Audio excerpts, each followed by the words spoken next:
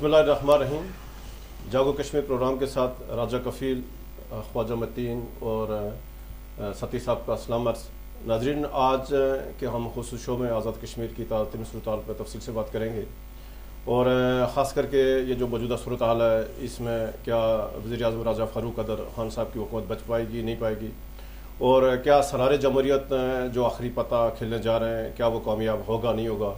और इस वक्त जो ख़ास करके जो आज़ाद कश्मीर के चीफ सेक्रेटरी और IG की ट्रांसफ़र हुआ, इस आम सारे तनाज़र में देखेंगे कि क्या वाकई जो इस्लामाबाद की हुकूमत है या जो पॉलिसी साज इदारे हैं ये कोई तब्दीली चाहते हैं नहीं चाहते हैं। जो 13वीं तरमीम से जो आज़ाद कश्मीर में एक आइनी बहरान पैदा हुआ था, क्या उसका ड्राप सीन होगा या नहीं होगा। तो हमारे साथ ख्वाजा मतीन साहब का वसी तजर्बा है, कश्मीर की साफ़त में सियासत में बहुत बारीकी से देखते हैं, और उसके बाद सती साहब हैं, इनका पाकिस्तान से और बिलखुसूस आज़ाद कश्मीर से इनका भी गहरी नज़र है। तो हम आज तफसील से बात करेंगे। तो सबसे पहले मैं ख्वाजा मतीन साहब की तरफ आता हूँ। ख्वाजा साहब ये बताएंगे, ये जो एकदम अफरा तफरी हो गई है, ख़ास करके जो तारुफ फारूक साहब हैं उनके इंग्लैंड में जो सोशल मीडिया पे जो उन्होंने बात की, तो एकदम सी अफरा तफरी हो गई है मुस्लिम नून आज़ाद कश्मीर हुकूमत है कि इसके अंदर में क्या खबर है, क्या कोई वाकई कुछ होने वाला है नहीं होना है, या इसी तरह के साथ एक दो चीज़ें हैं वो आपस में फिर बात वहीं जहाँ शुरू की थी वहीं स्टॉप हो जाए। जी, बहुत शुक्रिया राय साहब, आपने इस अहम मौजू पर गुफ्तगू के लिए आज जहमत दी। असल में बात यह है कि आप अभी हुकूमत को बने 2.5 साल हो गए, ठीक है। आप शुरू से देखें, उस वक्त जब हुकूमत बनी तो कारकुनों को शटअप कॉल दे दी गई और कारकुन पीछे चले गए, और जो लोग थे, फ़ारूक हैदर साहब वज़ीर आज़म बन के उन्होंने वज़ीर आज़म हाउस को 9 एरियाज़ बना दिया कारकुनों के लिए। उसके बाद 6 माह बाद लोग इंतज़ार करते रहे कि शायद एडजस्टमेंट हो ना हो। फिर बाद में लोगों ने बंद कमरों में बातें शुरू कर दी थी, ठीक है। ये सिलसिला शुरू होते होते फिर अखबारात में भी चीज़ें आईं। ये चीज़ नई नहीं है, इसका मतलब ये है कि इसके पीछे एक लावा मुसलसल पक रहा था। तो आपको पता है कि जो स्पीकर शाह गुलाम कादर हैं वो काफ़ी मरतबा इस बात का इजहार कर चुके हैं कि कारकुन बेचैन हैं, कारकुन में बड़ी बेचैनी पाई जाती है। यही बात तारुफ फारूक के जो उसकी नाराज़गी है, इसको आप किस तरह ये कहीं इसकी मसला क्या हुआ तारुफ फारूक है कि उसको आकर खुलकर उसने हुकूमत को चार्जशीट किया। नहीं, देखिए, कारकुनों के हवाले से तमाम जो लीडरशिप है वो बार बार ये बात कह रही है। फ़ारूक हैदर पे जो फ़ारूक हैदर की पार्टी के लोग इल्ज़ाम लगाते हैं, सबसे बड़ा इल्ज़ाम यह है कि ये कारकुनों से मुशावरत नहीं करते, पार्लिमानी पार्टी का इजलास नहीं बुलाते, ये सिर्फ ब्यूरोक्रेसी के जरिए हुकूमत चलाना चाह रहे हैं। यही बात तारुफ फारूक साहब ने एक इतफाक़ी इंटरव्यू कर लिया उसने सोशल मीडिया पे। जब वो इंग्लैंड गए तो उनसे पूछा था कि कैसा तर्ज़ हुक्मरानी है, तो उन्होंने फ़ारूक हैदर के तर्ज़ हुक्मरानी पे बात की। ये बातें पहले सिकंदर साहब भी कर चुके हैं, शाह गुलाम कादर साहब भी कर चुके हैं, और भी लीडरशिप कर चुकी है, लेकिन वो उन्होंने एक रूटीन में बात की। वो बात हाईलाइट इस तरह हो गई कि जब वज़ीर आज़म हाउस से ऐवान वज़ीर आज़म से एक DG जो उनके हैं, उन्होंने जब रद्दअमल दिया तो ये समझा गया कि ये वज़ीर आज़म ने रद्दअमल दिया है। इससे बात रद्दअमल से बात बिगड़ी है। तो ये बातें तो की तरफ हम आते हैं। सती साहब, आपके माशाल्लाह कश्मीर की सियासत में गहरी नज़र है, तो क्या आप क्या देखते हैं कि वाकई कोई तब्दीली आएगी, इसके पीछे कोई तब्दीली वाले लोग शामिल हैं या वैसे ही कोई?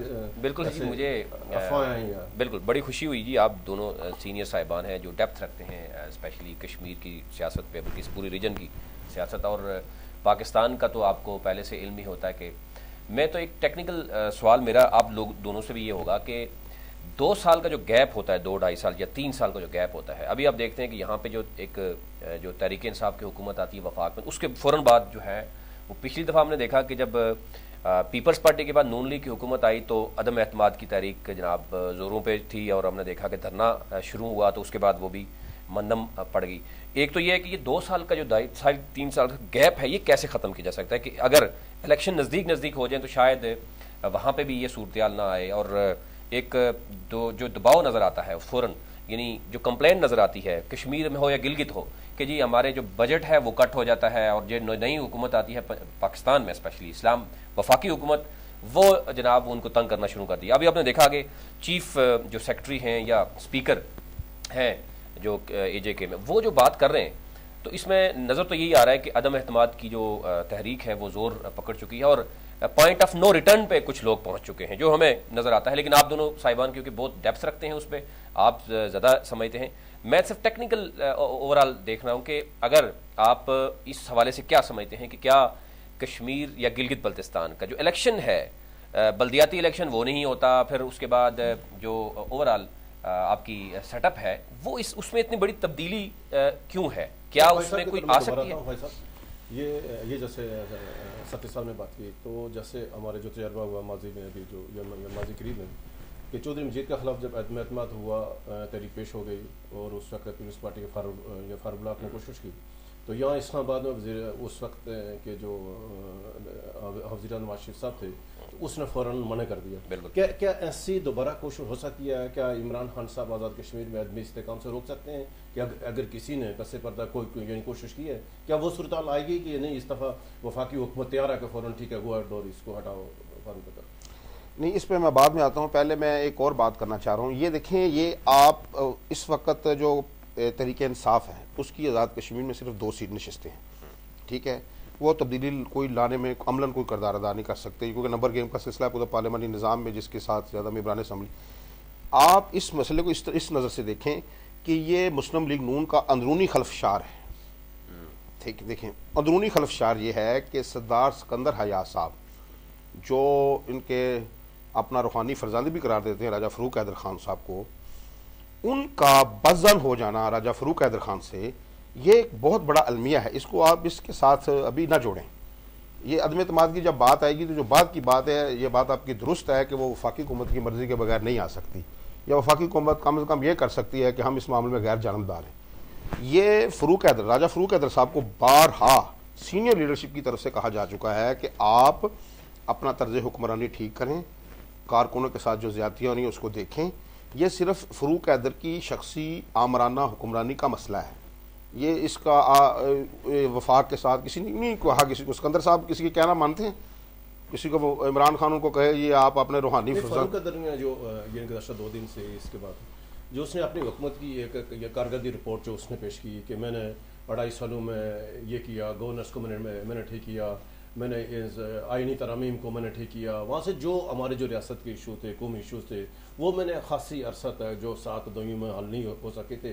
तो मेरी जो परफॉर्मेंस था, मेरी कारकर्दगी से मेरे जो यानी जो मेरे मुखालफिन हैं या जो कि उनको हमारी कारकर्दगी हजम नहीं हो रही है, ये एक सिर्फ प्रोपेगेंडे की हाथ है, अंदर खाना कुछ नहीं है। तो सिकंदर साहब के बारे में जैसे आपने कहा, तो उनका फारूक हैदर ग्रुप का मौक़िफ़ ये हुआ कि वो उनकी एक रवायती सियासत होती है, वो ब्लैकमेलिंग सियासत होती है, वहाँ एक स्टेज पे आते हैं फिर वो चुप हो जाते हैं। तो क्या वाकई जो सिकंदर आज सब बातें कर रहे हैं तो वो यानी इसको फारूक हैदर को हटाने में संजीदा है या सिर्फ सियासी ब्लैकमेलिंग वाली एक वारदात कह सकते हैं उसको? नीरज साहब, आप ये कैसे कह सकते हैं कि आप सिकंदर हयात साहब को, जिन्होंने नून लीग जिन्होंने बनाने वालों में से हैं, ठीक है, वो आज़ाद कश्मीर के बड़े सियासी रहनुमा हैं, और उन्होंने बड़ा संगीन इल्ज़ाम लगाया राजा फ़रूक हैदर पे, उन्होंने जमात तबाह करने का इल्ज़ाम लगाया।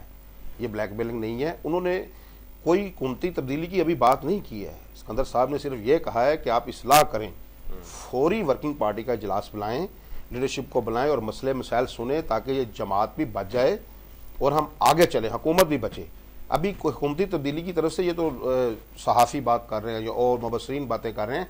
हुकूमती तब्दीली की बात ना स्पीकर शाह गुलाम कादर साहब ने की है, ना चौधरी तारिक फ़ारूक साहब ने की है, ना सरदार सिकंदर याद साहब ने की। वो ये कह रहे हैं कि खराबियों की निशानदेही कर रहे हैं, खराबियां दूर करें। खराबियां का मैं मेरी बात सुनिए कि गवर्नेंस में कहाँ का खराबी है? क्या जो ब्यूरोक्रेसी है वो फारूक हैदर की बात नहीं मान रही है, वुज़रा की बात नहीं मान रही है? उनके कौन कौन से ऐसे इकदाम हैं जो आदमी इस्तेकाम का बायस बनते जाते हैं? जो आपने इससे पहले बात की थी कि उन्होंने अपने कारनामे गिनवाए हैं, बिल्कुल उन्होंने अच्छे काम भी किए हैं, ये नहीं है कि सारे काम गलत किए हैं, बड़े अच्छे काम किए हैं। NTS का निज़ाम लेके आए जिसमें बरादरी से हटकर आम आदमी को भी मौका मिला, बिल्कुल दुरुस्त बात है।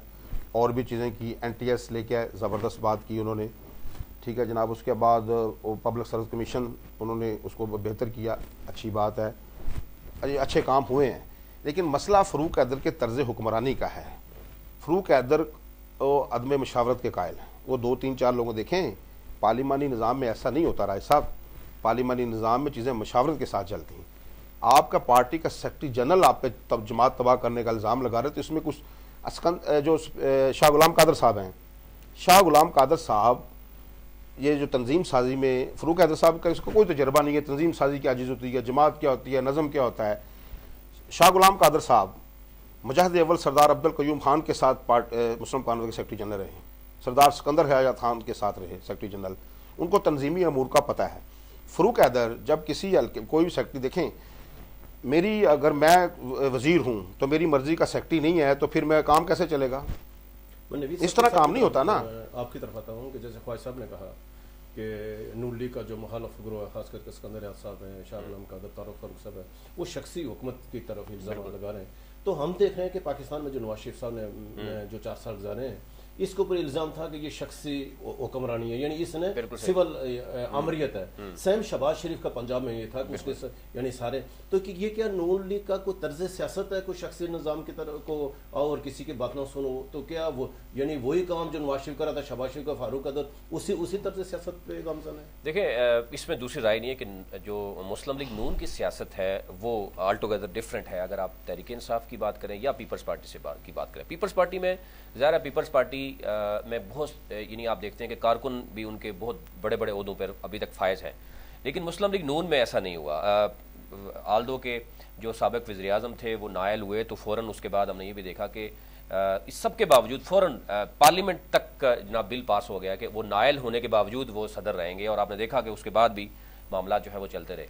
तो अब शहबाज शरीफ या हमजा शहबाज और मरियम की जो सियासत थी, शायद मरियम की वजह से आपने देखा होगा कि पूरी जो नेशनल जो पॉलिटिक्स थी उसमें एक बहुत बड़ा तब्दीली नज़र आई कि चौधरी निसार अली खान जैसा शख्स जिसने 12 ये प्रेस कॉन्फ्रेंसेस की और उसने 38 साल की रफाकत की बात की कि मेरा 38 साल की रफाकत है, और अब वो कहाँ पे आप जानते ही हैं, और उनका रोल क्या रहा है। तो ये तो नज़र आती है कि नवाज शरीफ, शहबाज शरीफ और उसके बाद इनकी जो पर्सनैलिटी पॉलिटिक्स है उससे निकल नहीं पाए, और वो जो इदारे थे आज भी आप देखें कि इनकी वजह से जो गुज़श्ता 8 सालों यानी 2008 से 2018 तक, इसमें तो हम ये नहीं कह सकते कि चलो लूली लंगड़ी जमहूरियत ही सही, ये तो थी, उसमें 1200 के करीब जो ब्यूरोक्रेसी थी यहाँ की वो ड्यूल नेशनल है जनाब, वो कोई कनाडा का नेशनल है, कोई अमेरिका, कोई यूके। आप खुद सोच सकते हैं कि आपकी ब्यूरोक्रेसी भी वो इन्हीं के दौर में जनाब इस लेवल तक गई कि उनके बच्चे सारे बाहर, उनका पैसा सारा बाहर, और वो ड्यूल नेशनल भी चले गए, बन गए। तो ये तो पहली बार ये हुआ। अभी भी कोई सोच नहीं सकता था कि पंजाब की हुकूमत जो है वो तहरीक इंसाफ कर पाएगी, और अभी भी आप देख सकते हैं कि उनको मुश्किलात का सामना करना पड़ रहा है, वहाँ पे ब्यूरोक्रेसी उनको बड़ा टफ टाइम देती हुई नजर आती है। यही पोजीशन आपको अगर कश्मीर में मिलती है तो वहाँ पे भी वन मैन शो का ये नज़र आ रहा है, और एक तासर ये दिया जा रहा है कि जनाब जो प्राइम मिनिस्टर हैं कश्मीर में वो किसी की बात नहीं सुनते जी, वो जनाब वो जो खुद चाहते हैं वो करते हैं, और जिसकी वजह से अब हालात इस हद तक पहुँच गए हैं। और क्योंकि जब वफाक में हुकूमत चेंज होती है तो आपने देखा होगा कि पूरी जो हिस्ट्री है वो बताती है कि वहाँ पे बात ज़रूर होती है। गुज़श्ता जो दौर था उसमें हमने देखा बड़ी क्लोज, उस वक़्त जब धरना शुरू हुआ तो उस वक़्त एक तहरीक ज़ोरों पे थे, लेकिन नवाज शरीफ साहब ने बहुत से ऐसे मामला जिसमें पीपल्स पार्टी के दौर में जो उन्होंने कहा जी करप्शन भी हुई, बहुत कुछ हुआ, लेकिन वो उन्होंने उस वक़्त रोक दिए कि तहरीक इंसाफ के साथ ज़ाहिर है वो अगर धरना दे रही है तो दोनों तरफ से वो महाज लड़ना नहीं चाह रहे थे, तो वो चीज़ें आप देखते हैं कि दब के रह गई। अब की बार मेरे ख्याल से जो इमरान खान है वो शायद उनको कायल कर लिया जाएगा, अगर हालात जो हैं जिस तरफ नज़र आते हैं, अगर इमरान खान कायल हो जाते हैं, और जिस तरीके से हमने देखा कि अमूर कश्मीर जो देख रहे हैं मिनिस्टर साहब अली अमीन गंडापुर साहब, तो उनकी जो स्टडी है वो बिल्कुल नहीं है कश्मीर के हवाले से और इस पूरे रीजन के हवाले से। वो इवन परसों एक टॉक शो में बैठ के वो कुलभूषण यादव के बारे में उनको ये नहीं पता कि वो कहाँ है कहाँ नहीं है, वो लाइलमी शो करते हुए नजर आते हैं। तो इसमें तो एक तो नज़र आता है कि जो मुस्लिम लीग नून या पीपल्स पार्टी की डेप्थ रही है, स्टडी रही है, या उनके पास जो लोग थे वो एटलीस्ट कश्मीर के हवाले से जानते थे।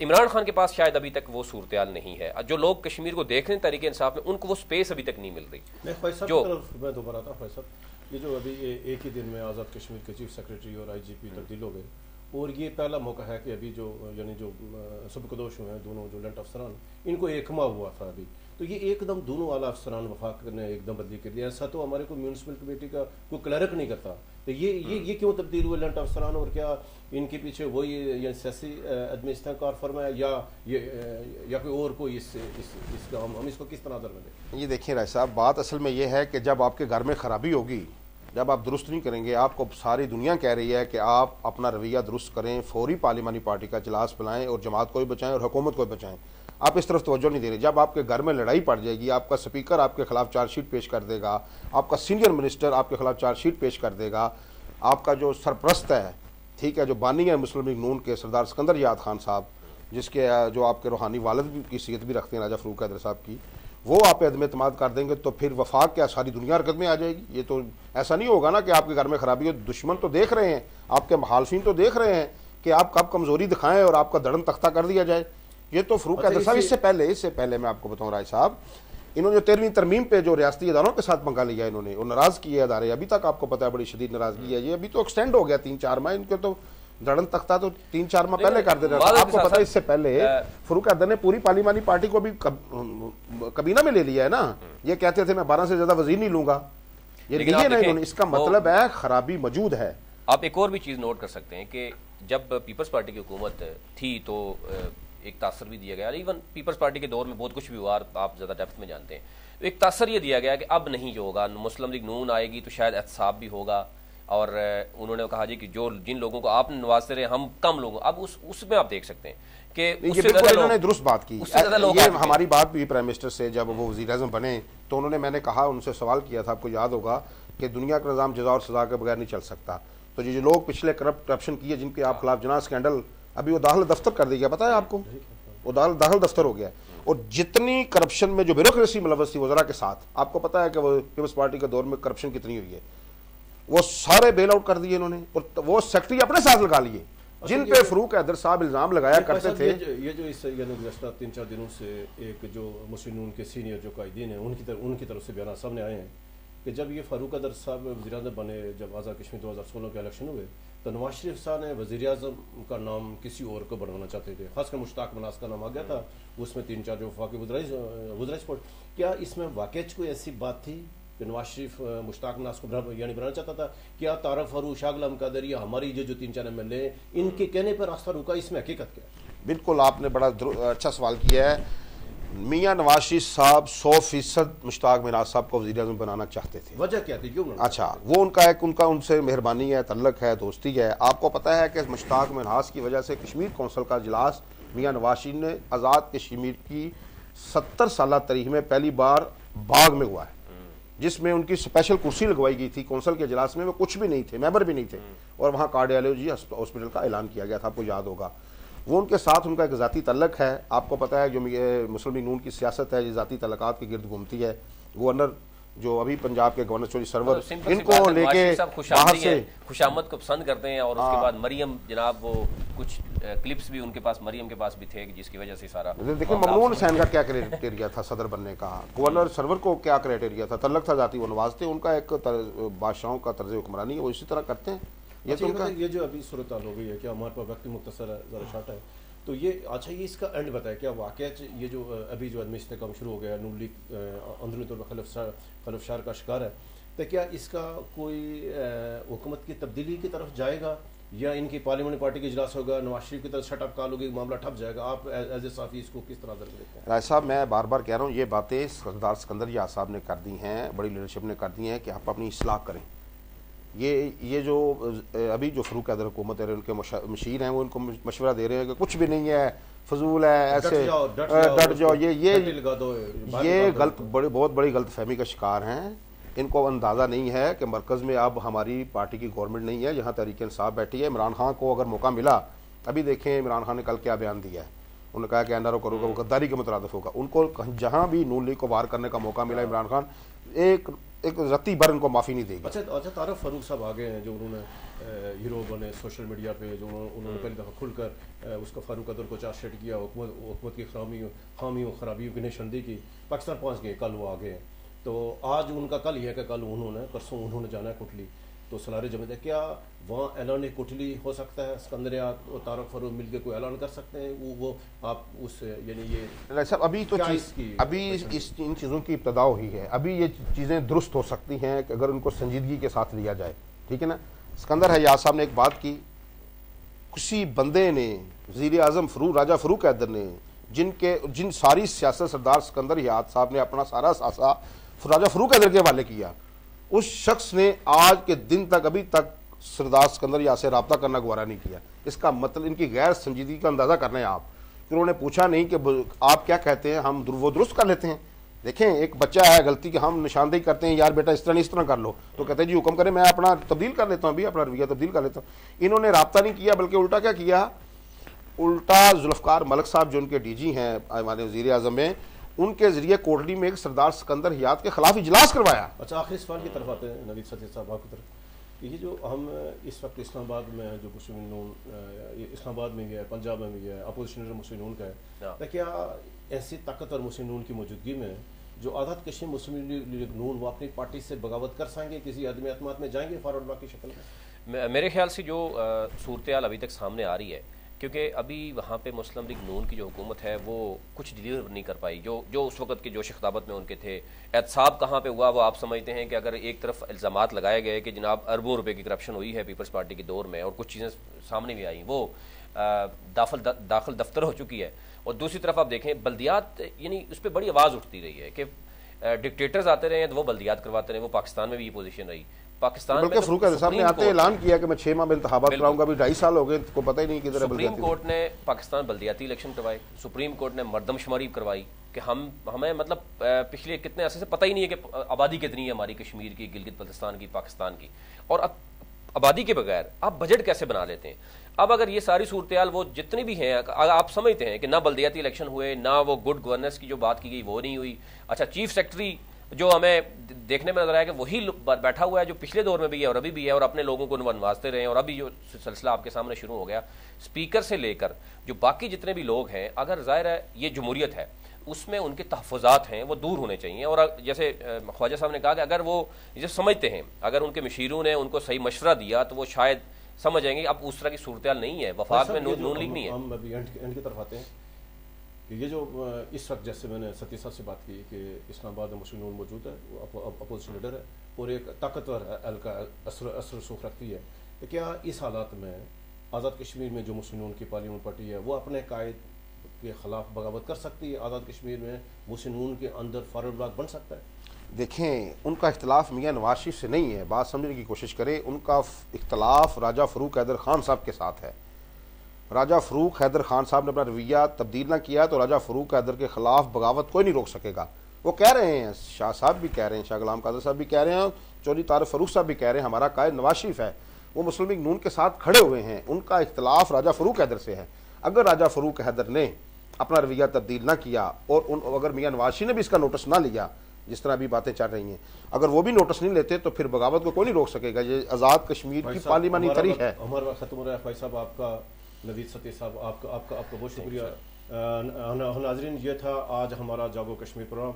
हमने तफसील से बात की है जो आज़ाद कश्मीर की हुकूमत संगीन सूरत से दो चार है, लेकिन एक बात तय हो चुकी है इस्लामाबाद के अदारों के दरमियान और जो मुक़्तदिर गुफ्ते हैं कि राजा फ़रूक हैदर साहब जहाँ पहुँच गए हैं वहाँ उनकी वापसी मुश्किल है। ये इस हालात के फ़ारूक हैदर साहब खुद जिम्मेदार हैं।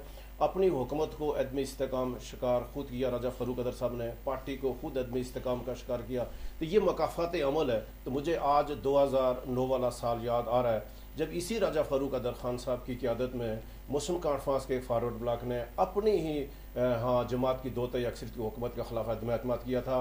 सरदार अतीक अहमद ख़ान साहब को हटाया गया था। सरदार अतीक अहमद ख़ान के ऊपर जो इल्ज़ामात लगाए गए थे, जो उसके ऊपर पार्टी को तबाह करने के इल्ज़ाम लगाए थे, जो उनको शख्सी हुकूमत के इल्ज़ाम लगाए थे, वही सारे इल्ज़ाम आज राजा फ़ारूक हैदर खान साहब को उन इल्ज़ाम का सामने है। तो ये मकाफ़ात अमल है। हम देखते हैं कि आगे आइंदा चंद दिनों में आज़ाद कश्मीर सियासत इंतहाई संगीन सूरत हाल से दो चार होने वाली है, जो हालात वाक़ात बताते हैं। तो नाज़रीन, इसी के साथ आज का जो हमारा प्रोग्राम ख़त्म हुआ। हमारे साथ रहिएगा इंशाल्लाह बहुत जल्द नए प्रोग्राम के साथ आपको कश्मीर के ताज़ा सूरत हाल के बाद आज़ाद कश्मीर हुकूमत के जो संगीन सूरत हाल इसका हम आपको आगाह करते रहेंगे। अल्लाह हाफ़िज़।